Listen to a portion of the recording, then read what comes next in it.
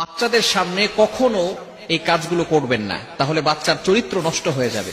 কিছু মায়েরা আছেন, তারা বাচ্চাদেরকে লালন পালন করেন, তাদের সামনে এমন কিছু কাজ করে ফেলেন যার কারণে বাচ্চার চরিত্র নষ্ট হয়ে যায়। খবরদার, এটা কখনো করা যাবে না। অনেক বাবারাও এটা করে থাকেন। এক নাম্বার হচ্ছে মোস্ট ইম্পর্টেন্ট, বাচ্চার সামনে কখনো কাপড় পরিবর্তন করবেন না। বিশেষ করে কিছু মায়েরা এমন রয়েছে, মনে করে বাচ্চা তো ছোট, বাচ্চা কি বুঝবে। 2 বছরের পরে বাচ্চাদের সামনে কাপড় খোলামেলা করবেন না। কেননা 2 বছরের পরে ক্ষুদ্র ক্ষুদ্র ছোট বিষয়গুলো বাচ্চার মনে থাকে, বড় হওয়ার পরেও মনে থাকে। এজন্যই আমাদেরকে সবসময় সতর্ক থাকতে হবে যাতে করে বাচ্চার সামনে এই ধরনের কোনো কাজ আমরা না করি। বাচ্চার সামনে অনেক সময় ঝগড়া করে পিতামাতারা, এরকম মা বাবা আছে না নাই? খবরদার, এগুলোর মাধ্যমে বাচ্চারা শিখবে। খবরদার, বাচ্চার সামনে কখনো আপনার ওয়াইফকে শাসাবেন না।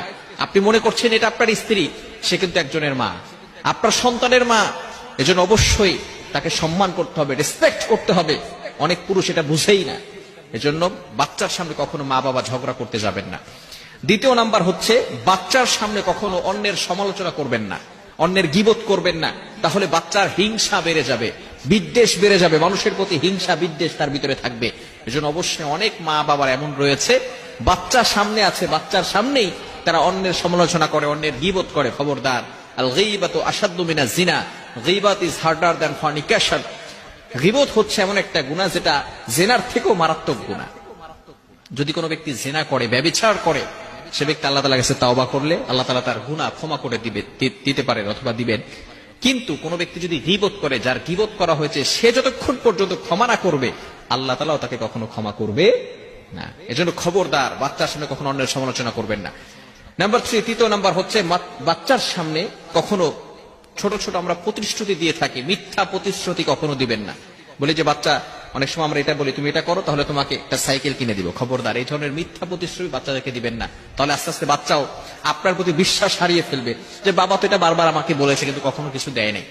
আপনার যতটুকু অ্যাবিলিটি আছে ততটুকু আপনার বাচ্চাকে দেওয়ার চেষ্টা করবেন, এবং মিথ্যা প্রতিশ্রুতি দিয়ে বাচ্চাদের বিশ্বাস কখনো নষ্ট করতে যাবেন না। বিষয়গুলো খুবই গুরুত্বপূর্ণ বিষয়। আমরা বাচ্চাদেরকে লালন পালন করি, কিছু বাচ্চাদের লালন পালন করার জন্য কিছু আদব রয়েছে।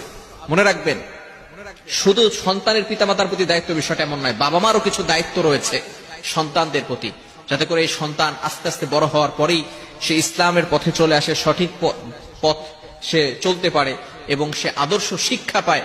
এগুলো কিন্তু অবশ্যই বাবা মার দায়িত্ব রয়েছে।